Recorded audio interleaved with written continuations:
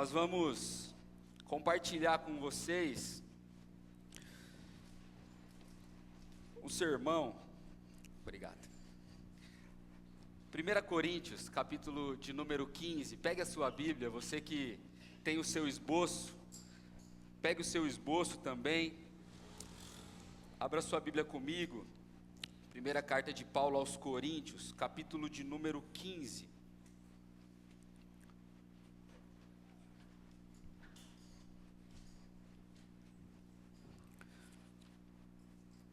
Coríntios 15. Louvado seja Deus pela sua vida. Hoje é Páscoa, não é dia de luto, mas é dia de festa, amém? É dia de celebrarmos o nosso Jesus ressurreto. Você talvez não esteja tão feliz pelo fato de não ter conseguido viajar nesse feriado prolongado, né? A gente vê o pessoal meio triste, fala, mas é Páscoa, o pessoal está triste, mas é porque não conseguiu viajar, né? Mas louvado seja Deus, estamos aqui no melhor lugar do mundo, na presença de Deus, na presença de Deus. 1 Coríntios 15, nós vamos ler os versos 19 e 20. Eu quero ler uma versão não muito comum a nós, a versão A Mensagem. Você pode acompanhar no projetor ou também no seu esboço. Diz assim as Sagradas Escrituras: se tudo que temos de Cristo serve apenas para alguns poucos anos de vida, coitados de nós. Mas a verdade é que Cristo ressuscitou, sendo o primeiro de muitos que voltarão à vida. Louvado seja Deus. Curve sua cabeça mais um instante, feche os seus olhos, vamos falar com Deus novamente. Pai, nós te agradecemos por tudo que já aconteceu nessa celebração, pelas músicas, pelos louvores. Nós te louvamos, Pai, porque a tua presença é real nesse lugar. O Senhor prometeu que estaria conosco todos os dias, e aonde nós nos reuníssemos, em 2 ou 3, o Senhor estaria presente. E o Senhor é fiel, porque a tua presença com certeza está nesse lugar. E o nosso pedido, a nossa oração, é para que o teu Santo Espírito, Pai, possa ministrar ao nosso coração nessa noite. Que o Senhor abra os nossos olhos, abra, Pai, os olhos do nosso entendimento, para que possamos perceber, discernir e entender a tua palavra, Pai, que vem de encontro ao nosso coração. Pai, que realmente a tua palavra, de forma personalizada, de forma individual, possa surgir o efeito no coração de cada um, e que cada um aqui saia, Pai, preenchido pela tua palavra. Nós oramos, agradecidos ao Senhor, em nome de Jesus, amém e amém. 1 Coríntios 15, é talvez o capítulo do Novo Testamento da Bíblia, que mais expressa e esboça e espreme aquilo que eu quero falar com os irmãos nessa noite, sobre a ressurreição. Cristo ressuscitou, é Páscoa. Hoje nós estamos celebrando a Páscoa, e a Páscoa é a ressurreição do nosso Senhor e Salvador Jesus Cristo. Hoje nós celebramos não uma derrota, nós não celebramos a morte. O nosso Deus não apenas morreu, mas também ressuscitou. Hoje é o dia de celebrar a triunfante vitória do nosso Rei Jesus. Hoje nós estamos em festa. Você precisa ficar com um sorriso no rosto, porque nós estamos celebrando a ressurreição de Cristo Jesus. Muito bem dito já pelo pastor William aqui, Jesus que morreu pelos seus pecados, que levou sobre ele todos os seus pecados, que perdoou todos os seus pecados, de acordo com as Escrituras, que foi sepultado também, de acordo com as Escrituras, ressuscitou no terceiro dia, e assentado está à direita de Deus Pai, intercedendo por mim, intercedendo por você. Louvado seja o nosso Senhor. Essa doutrina da ressurreição, a ressurreição de nosso Senhor, ela é extremamente necessária para nós. Nós precisamos sempre nos lembrar, e precisamos, para quem ainda não conhece, aprender sobre a doutrina da ressurreição. Cristo ressuscitou.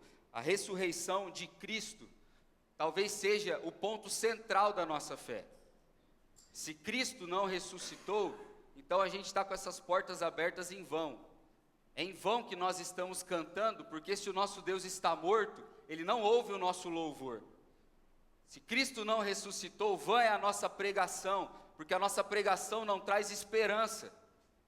Se Cristo não ressuscitou, a igreja caminha por si só, e caminha para algum lugar que não existe esperança. Então a ressurreição de Cristo Jesus, aquilo que é lembrado por nós e celebrado na Páscoa, é o ponto central da fé cristã. Nós não seguimos um Cristo preso na cruz. Nós não adoramos um Cristo crucificado apenas. Nós não adoramos uma imagem aonde existe alguém que sofreu por nós e que deve ser admirado. Não, a nossa fé está baseada na ressurreição de Cristo Jesus. A ressurreição é a pedra que segura toda essa edificação, é a pedra angular que sustenta a nossa fé. É o fundamento de todo o cristianismo e de todos aqueles que se dizem seguidores de Jesus, porque nós seguimos os passos de um Jesus que ainda está andando no nosso meio, de um Jesus vivo, um Jesus que ainda age no nosso meio. É a ressurreição de Cristo que mantém toda essa edificação de pé. É o fundamento, é a fundação. Eu não sei se você já viu ou já teve a oportunidade de trabalhar na construção civil. Se você não teve essa oportunidade, você perdeu no nosso mutirão aqui. Mas eu ajudava no mutirão e tive a oportunidade de ver a fundação de uma edificação. Nós trabalhamos aqui alguns sábados, literalmente enterrando dinheiro, né? Trabalhando na base, na estrutura, onde vai subir todo um edifício. Eu vim aqui aos sábados, contribuir com a minha sabedoria na área da construção civil, toda a minha experiência e também a minha força, mas nós fizemos algumas sapatas, né? Se eu não estou enganado, é esse o nome. Eu vou falar para você, se um dia tiver algum terremoto em Astorga, você pode vir nesses banheirinhos que está aqui do lado, que eu tenho certeza que não vão cair, porque tem muito ferro e muito concreto ali. Mas para que tudo isso? Porque uma fundação sólida é para que esse edifício nunca caia. E a edificação que nós estamos construindo na nossa vida e na nossa jornada de fé precisa ter como base um Cristo vivo, um Cristo que está intercedendo por nós, que está vivo e que está trabalhando juntamente conosco para a transformação do mundo. Essa é a fundação, é a base da nossa fé. A ressurreição de Cristo é esse fundamento sólido, onde nós estamos então edificando a nossa fé.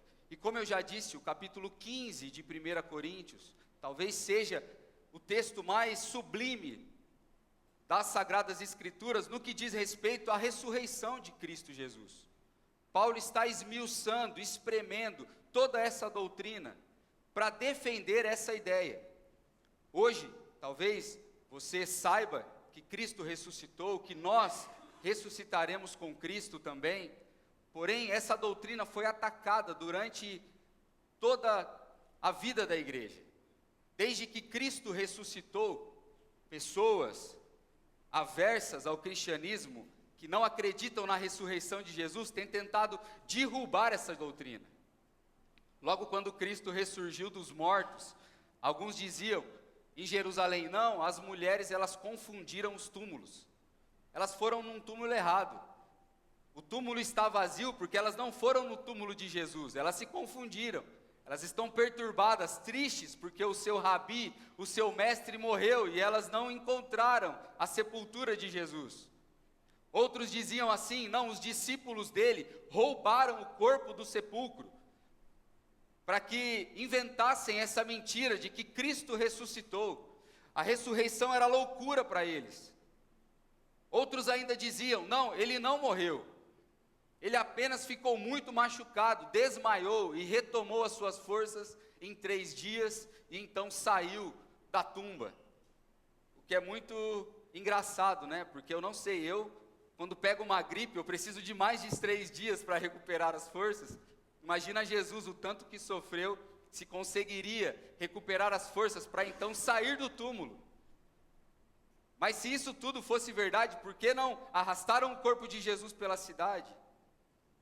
Por que então não conseguiram provar que Cristo não ressuscitou? E Paulo está defendendo essa doutrina. Cristo Jesus ressurgiu dos mortos. Ele está vivo.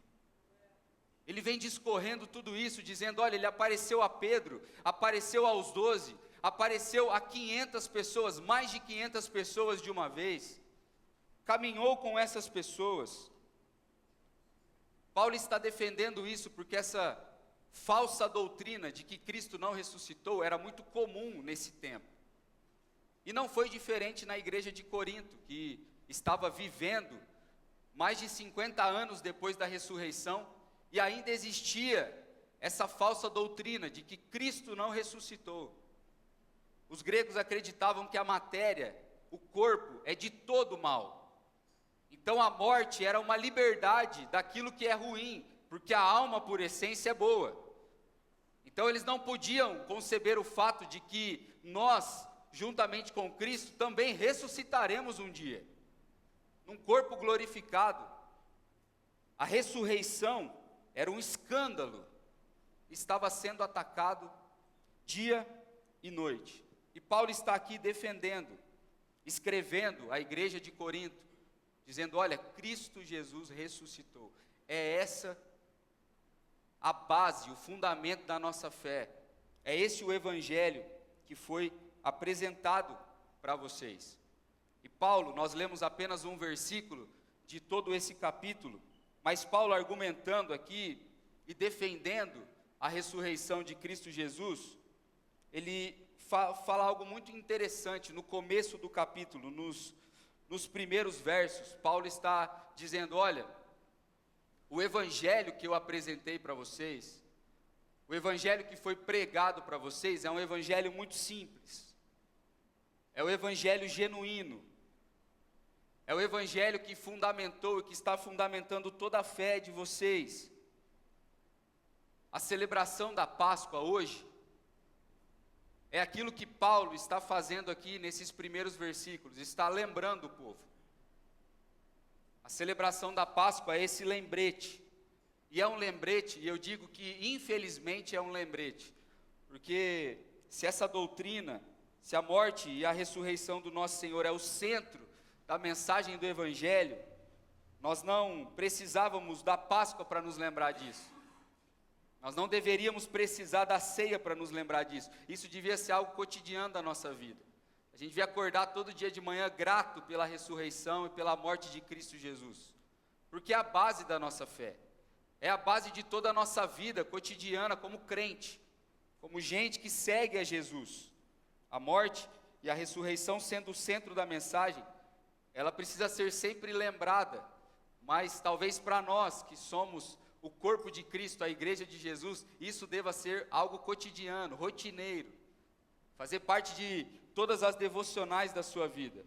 Mas infelizmente Paulo está tendo que lembrar a igreja de Corinto dessa verdade.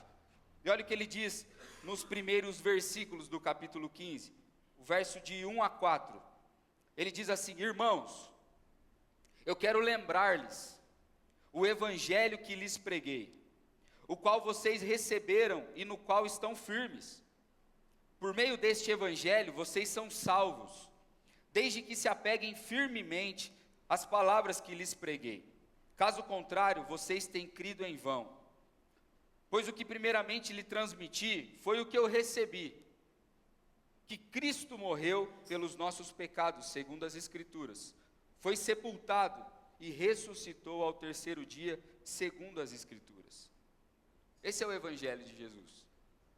Essa é a boa nova que a igreja tem a oferecer. É isso. E isso é suficiente. Talvez o Evangelho que foi apresentado a você tenha vindo com um anexo, um puxadinho. Talvez tenha vindo com uma maquiagem a mais. Talvez o pregador que lhe apresentou o Evangelho acreditava que esse Evangelho puro e simples não era suficiente para você. E Paulo está lembrando o povo de Corinto que o evangelho de Cristo Jesus é esse: Cristo morreu pelos nossos pecados, foi sepultado e ressuscitou ao terceiro dia, segundo as Escrituras. Esse é o evangelho. Você não precisa de mais nada além disso. Cristo é suficiente. A nossa suficiência está em Cristo. Nós não precisamos de mais nada além de Cristo. Quem tem Cristo tem tudo, quem não tem Cristo não tem absolutamente nada. Cristo nos é suficiente.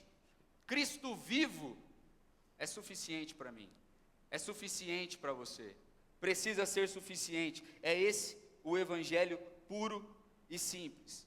E a graça de Cristo que foi derramada na sua morte e ressurreição, ela é suficiente para que a gente possa caminhar sempre em novidade de vida. Então, Cristo ressuscitou, isso é um fato. Paulo está aqui defendendo isso. Paulo está argumentando, Paulo está dizendo e provando que Cristo vive. Mas eu não quero me ater aqui às provas concretas de que Paulo está falando sobre a ressurreição. Isso você possivelmente já sabe, se não sabe eu estou afirmando para você, e você pode ler na sua casa 1 Coríntios 15 e descobrir por si só que Cristo ressuscitou dos mortos. Mas eu quero falar com você o que isso significa para nós. O que significa para mim, o que significa para você, se Cristo vive, o que isso significa? E eu acho que significa pelo menos 3 coisas, que eu quero compartilhar rapidamente com você. E a primeira delas, você pode preencher aí no seu esboço, se você o tem nas mãos. Por Cristo ter ressuscitado, nós temos certeza de que os nossos pecados estão perdoados. Os nossos pecados estão perdoados. Cristo morreu por todos os pecados, por todos os seus pecados.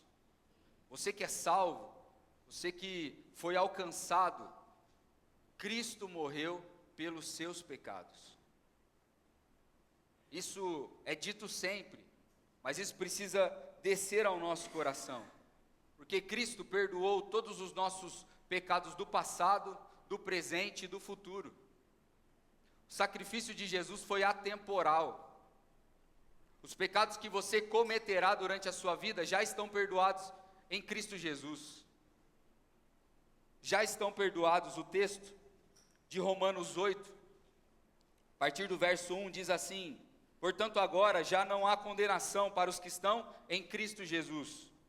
Porque por meio de Cristo, a lei do Espírito da vida, que me libertou da lei do pecado e da morte, porque aquilo que a lei fora incapaz de fazer, por estar enfraquecida na carne, Deus o fez, enviando o seu próprio Filho, à semelhança do homem pecador, como oferta pelo pecado, e assim condenou o pecado na carne. Romanos 8, 1.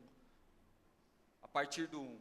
Os seus pecados estão perdoados em Cristo Jesus. Isso é maravilhoso, porque isso mostra para mim, mostra para você pelo menos 2 verdades.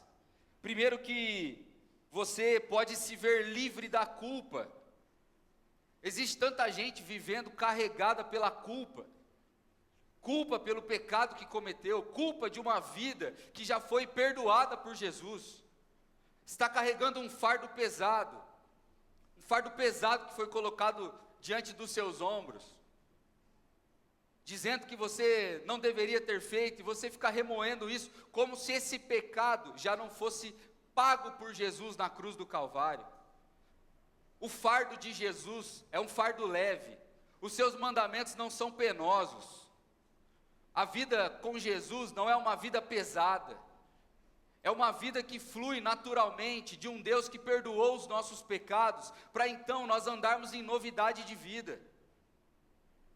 Você foi perdoado, a sua dívida, o seu escrito de dívida foi pregado na cruz do Calvário, e hoje você pode viver livre, livre dessa culpa, livre desse peso, livre para uma nova vida. Tem gente amarrada no passado, vivendo em depressão, porque o excesso do passado, de uma vida que já foi perdoada por Cristo, ainda não foi perdoada por você. Hoje é Páscoa, dia da gente celebrar perdão dos nossos pecados. Você tem que ter a certeza disso. É uma convicção. A gente não vive por aquilo que a gente sente, a gente vive por aquilo que a gente sabe. Nós somos o povo da fé. Tem dia que você dobra o seu joelho e você não sente que Deus está te ouvindo, mas você sabe que Ele está te ouvindo, porque nós não somos movidos por sentimento. Nosso sentimento é oscilante, mas a palavra de Deus é uma rocha firme, e a palavra de Deus diz que nenhuma condenação há para aqueles que estão em Cristo Jesus, o nosso Senhor. Você pode se viver livre dessa culpa, louvado seja Deus. Vamos aplaudir ao Senhor. Você pode se ver livre do peso da culpa, mas outra coisa, se Cristo perdoou todos os pecados do passado, do presente e do futuro, a gente tem que parar de colocar sobre o nosso irmão o peso de uma dívida que Cristo já pagou. Talvez o modo como você olhe para o seu irmão, você condena o seu irmão a um erro que Cristo já perdoou. Talvez você vê alguém que é incrédulo ainda, e você diz: olha, esse rapaz não tem jeito, esse aí não tem como. E talvez Cristo um dia vai alcançá-lo e o pecado dele já foi perdoado. O fato de Cristo perdoar os nossos pecados nos deve levar por um caminho de misericórdia quando a gente olha para o outro, e não de condenação. O mesmo pecado meu que foi perdoado é o mesmo pecado seu que foi perdoado. O nosso modo de viver, o nosso modo de ser igreja, o nosso modo de ser discípulo de Jesus, não é sair por aí condenando os outros, apontando os pecados. Nós precisamos sim tratar, e esse é o nosso papel como igreja. Alguns têm mais dificuldade em vencer um pecado, e o nosso papel como igreja é abraçar, acolher, ajudar, não condenar, pesar, colocar um fardo sobre ele que Cristo não coloca. Cristo está tirando o fardo da dívida, e nós, muitas vezes, estamos colocando de volta.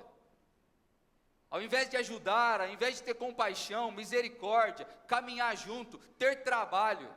Nosso problema é que a gente não quer ter trabalho com o próximo mais. Não, porque esse aí vai dar muito trabalho para mim. É o nosso papel sermos misericordiosos, piedosos, chorar pelo erro do outro e não condenar o erro do outro. Pecado de todos nós, daqueles que foram escolhidos, estão perdoados. Não coloque sobre outra pessoa o peso de uma dívida que foi paga, o peso de um erro que já foi pago. 1 Coríntios 15, o texto que nós lemos, o verso 3, diz: pois o que primeiramente lhe transmiti foi o que eu recebi, que Cristo morreu pelos nossos pecados. Foi por isso que ele morreu, segundo as Escrituras. Esse era o plano de Deus. Não foi uma surpresa Cristo morrer. Não fugiu do controle de Deus. O Antigo Testamento, Isaías vai dizer que o próprio Deus foi quem entregou o seu Filho. E ao Pai agradou moê-lo, porque ele estava perdoando o pecado da humanidade, abrindo um novo caminho até ele. Cristo morreu pelos nossos pecados. Tenha certeza disso hoje. É certeza, convicção, acreditar com fé que os seus pecados estão perdoados em Cristo Jesus. E a partir dessa percepção, aí uma vida pecaminosa já não faz mais sentido para você. Não é se Cristo perdoou os meus pecados, agora eu vivo pecando. Aqueles que aceitam essa verdade e que deixam ela descer para o coração, vivem agora de forma livre do pecado, porque o pecado não faz mais sentido, porque não faz mais parte da nossa vida. Foi perdoado por Cristo Jesus e nós estamos livres da culpa. Amém, irmãos? Amém. Louvado seja Deus. Nenhuma condenação há para os que estão em Cristo Jesus, o nosso Senhor. Segunda coisa, por Cristo ter ressuscitado, Ele vive, e Ele nos representa diante de Deus. É óbvio, mas Cristo ressuscitou, então Ele vive. Cristo vive. O que Cristo fez por você foi uma expiação substitutiva, Ele tomou o seu lugar. Quando nós dizemos que Deus perdoou o seu pecado e cancelou a sua dívida, Ele não fez isso com o poder que ele tem de dar uma canetada e falar, não, agora está pago. Não. Ele literalmente tomou o seu lugar. Ele não simplesmente disse, não, então a partir de agora o Juan está perdoado. Não, ele tomou o meu lugar, ele pagou a minha dívida como eu teria que pagar, morrendo. Ele substituiu você. Ele substituiu você no pagamento da sua dívida. Ele morreu a morte que você deveria morrer. Ele sofreu a dor que você merecia sofrer. Ele passou e tomou o cálice amargo que você deveria tomar. Ele fez isso por você, no seu lugar, te substituiu diante de Deus. Ele te substituiu no pagamento da sua dívida, e como Ele vive, Ele ainda vive e intercede por nós, de modo que quando Deus olha para você, Ele não vê simplesmente um pecador, Ele vê alguém que vai ser em Cristo Jesus uma nova criatura. Quando Deus olha para mim, Ele vê Jesus, porque se Ele olhar para mim e me ver, Ele me rebenta. Nós, quando olhamos uns para os outros com esse olho de tipo, a gente já tem vontade de se matar, imagina Deus que é todo santo e poderoso. Se Ele olhar para você e te enxergar como você é juízo para você. Mas Ele olha para você e Ele vê o Filho dele.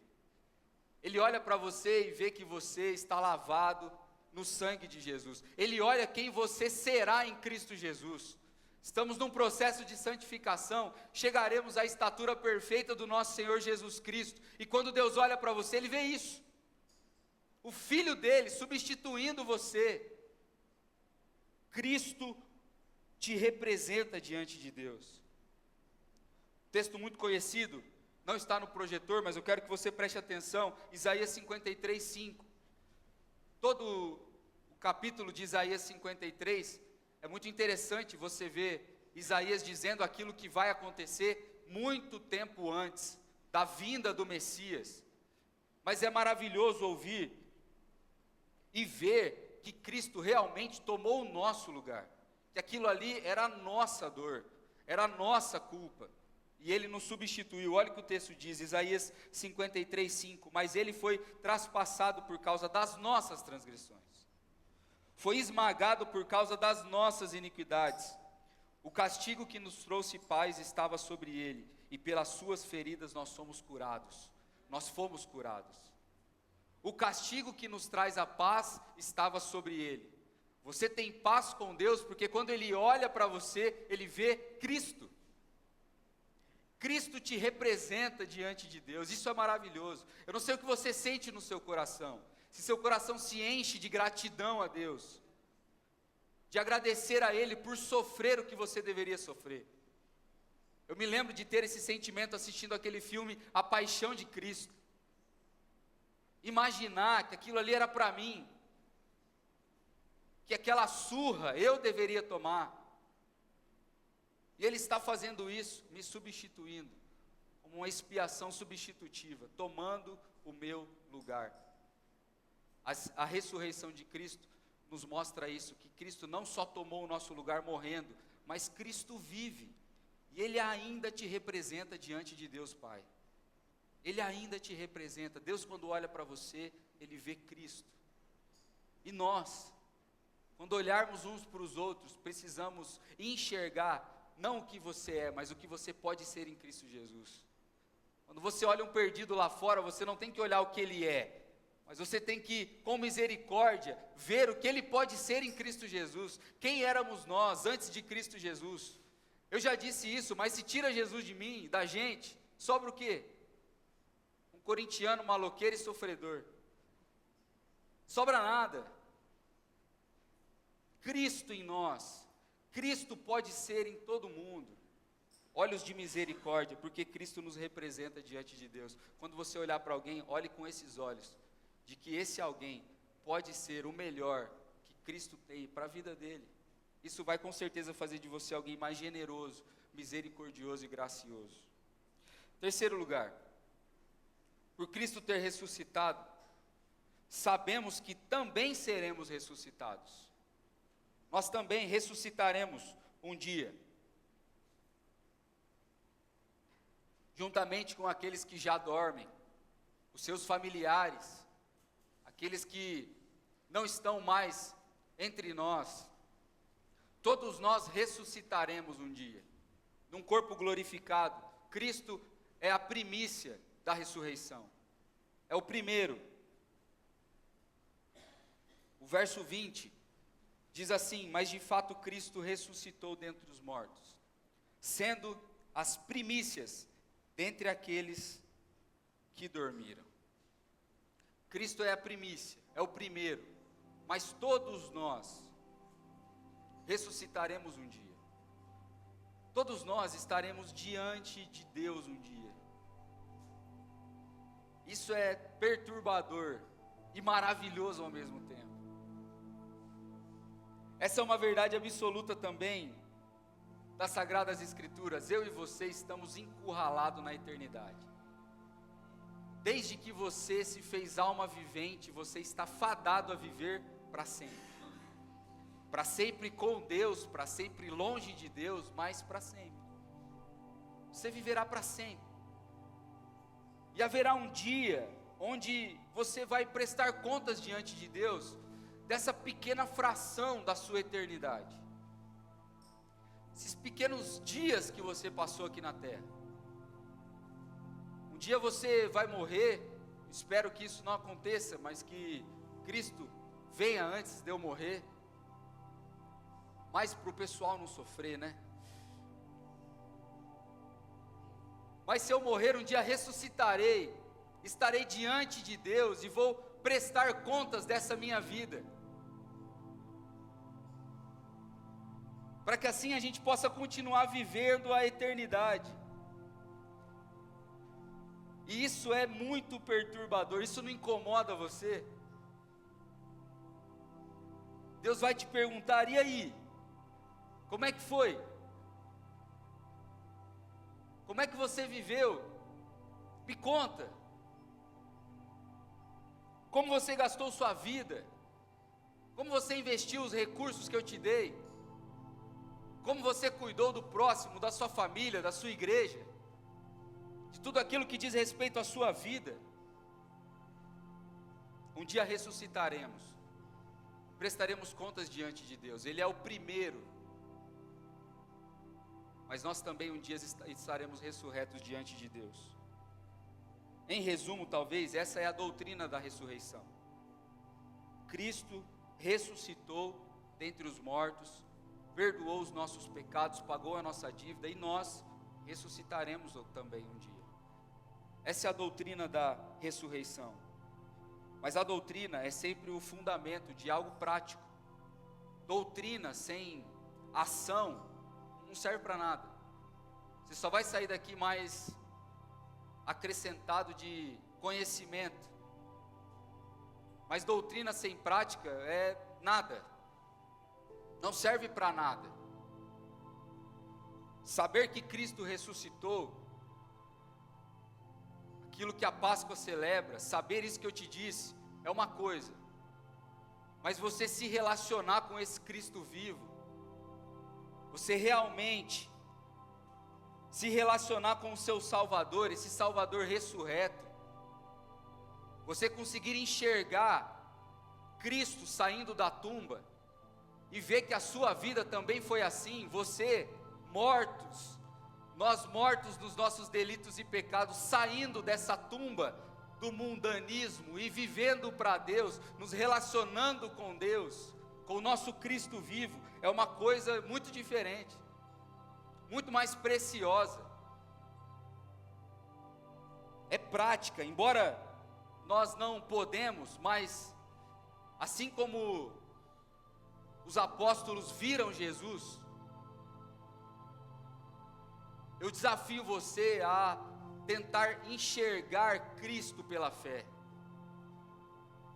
um Cristo vivo. Você não pode tocar Jesus como Maria Madalena, mas você pode sim se relacionar com Ele todos os dias, você pode conversar com Ele.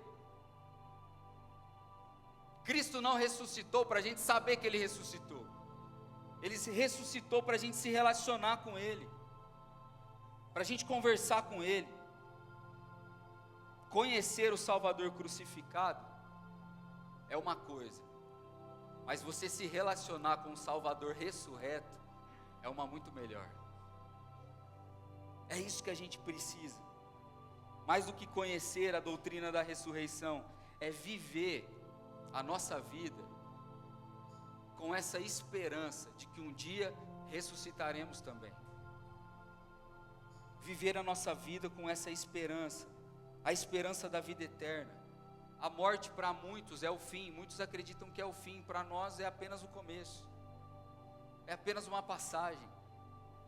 Vamos começar a viver então com o nosso Senhor, porque se a doutrina da ressurreição for mentira, Paulo vai dizer aqui no verso 32, se os mortos não ressuscitam, se nós não vamos prestar contas diante de Deus, se nós não vamos ressuscitar também, então comamos, bebamos e vamos viver a nossa vida, né? Se Cristo não ressuscitou e nós não vamos ressuscitar, então vamos em busca do prazer, vamos viver a nossa vida de forma que vamos experimentar tudo aquilo que o nosso coração deseja.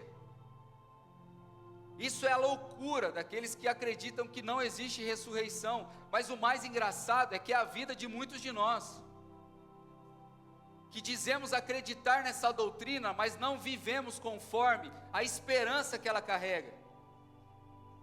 Acreditamos que vamos viver eternamente com Deus, mas a nossa vida não demonstra isso, a nossa esperança não está nisso.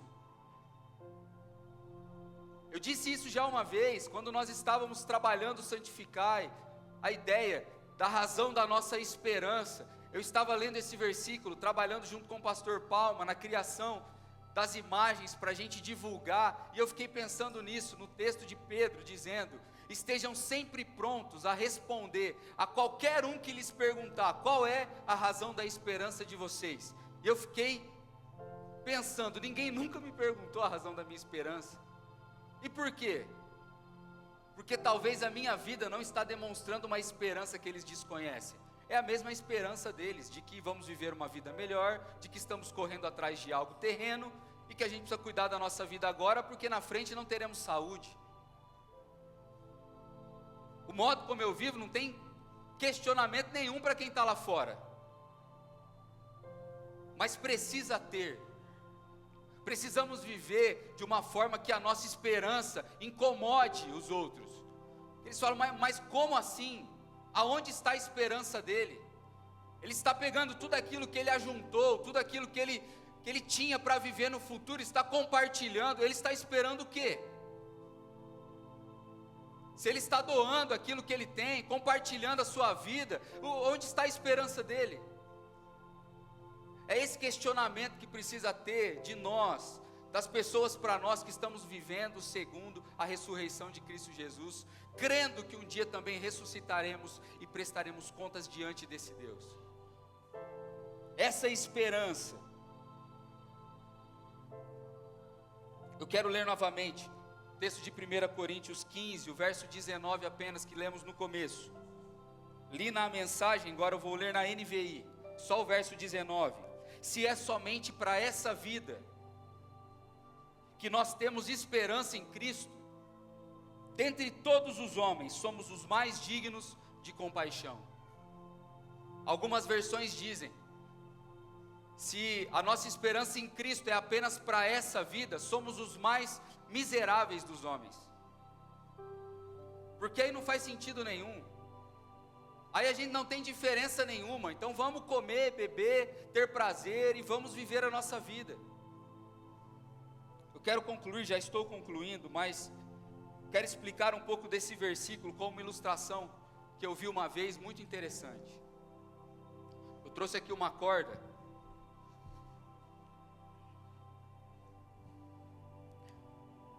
Imagina você que essa corda não tem fim. Ela termina logo ali, mas imagina, tá? Vamos imaginar que essa corda ela é eterna, infinita. Ela dá a volta ao mundo, ela dá a volta no universo e ela não acaba. Essa corda é uma linha do tempo. E é a linha do tempo da sua vida, da sua existência. Você vai viver eternamente. Eternamente. A sua vida, a sua alma, ela é eterna. E você vê esse pedaço azul? Esse pedaço azul é o tempo que você passa aqui na terra. Esse curto pedaço de corda é a parte da sua vida que você está vivendo aqui, agora. É esse sopro, essa neblina que se dissipa rapidamente. A doutrina da ressurreição é que nós vamos viver assim, para sempre. Mas a gente está vivendo por esse pedaço de corda. Você está pensando com você: eu preciso trabalhar até aqui, para eu poder juntar dinheiro, para eu ter uma vida melhor aqui. E eu pergunto para você: mas isso aqui, o modo como a gente vive esse pedaço azul vai definir como viveremos todo o restante. O modo como vivemos essa parte azul vai definir como viveremos o restante da nossa eternidade. E você está simplesmente preocupado se você vai ter dinheiro suficiente para terminar a sua vida bem. Como você tem gastado a sua vida? Porque nesse dia de prestação de contas, talvez vai sobrar para você apenas arrependimentos. Arrependimento talvez do carro que você dirigiu, da casa que você fez. Arrependimento de como você gastou o seu tempo. Você vai chegar no final da vida e vai dizer assim: olha, eu assisti 600 séries. Eu viajei muito. Eu aproveitei a vida, curti. E aí você vai estar aqui diante de Deus para definir como viver a eternidade. Talvez sobe para você apenas arrependimento. A nossa vida precisa demonstrar que nós estamos preocupados muito mais do que com essa parte azul, com o restante da corda. Muito mais. Muito mais. Que a nossa vida realmente possa refletir essa esperança de que aqui não é tudo, de que esses 80, 90 anos que você vai viver aqui é muito pouco, diante de toda uma eternidade. Mas lembre-se, esse curto período de tempo vai definir o modo como você vai viver todo o restante da sua eternidade. Viva com essa esperança. Cristo é o primogênito da ressurreição. Nós também ressuscitaremos. Então que a nossa vida realmente mostre essa verdade. Que a nossa esperança esteja na eternidade. Amém? Coloque-se de pé, eu quero orar com você. Louvado seja Deus. Amém, gente? Páscoa, ressurreição, que essa doutrina maravilhosa possa empurrar a nossa vida para uma esperança. Que essa doutrina maravilhosa possa fazer com que a nossa vida pratique isso. Vamos orar, porque sem o Espírito Santo nós não conseguimos, amém? Senhor, nós te damos graças mais uma vez pela tua santa e bendita palavra.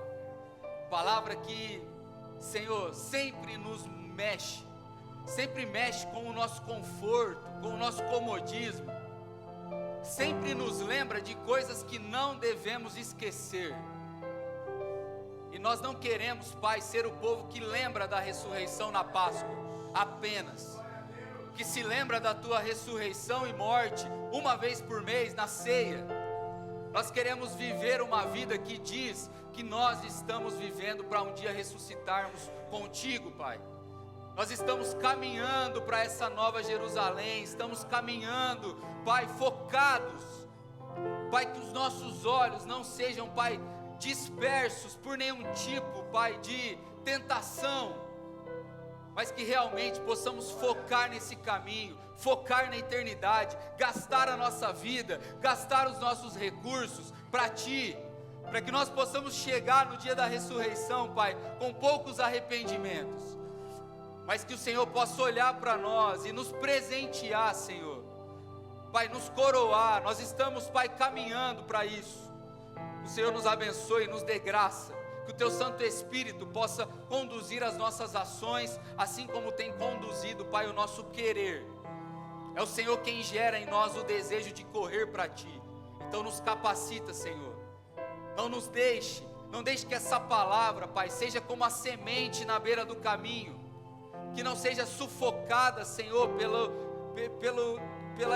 pelas riquezas desse mundo, que não seja sufocada, Pai, pela ganância desse mundo, que essa semente, Pai, não seja, Pai, arrancada pelo diabo, mas que ela desça ao nosso coração, produza frutos eternos nessa comunidade, que a partir de nós, Pai, essa esperança possa se dissolver pela cidade de Astorga, possa alcançar os distritos, possa alcançar esse estado, que um povo conhecido pela esperança de uma vida eterna, possa, Pai, fazer a diferença nesse lugar. Essa é a nossa oração, Pai, que o Teu Santo Espírito nos mova para isso. Nós oramos, Pai, crendo, Pai, e convictos de que essa oração não é vã, porque o Senhor ressuscitou, vivo está ouvindo, Pai, está ouvindo a nossa oração. Obrigado, Jesus, nós Te agradecemos por isso. Em nome de Cristo Jesus oramos, amém e amém. Louvado seja Deus. Vamos aplaudir a Deus pela Sua palavra.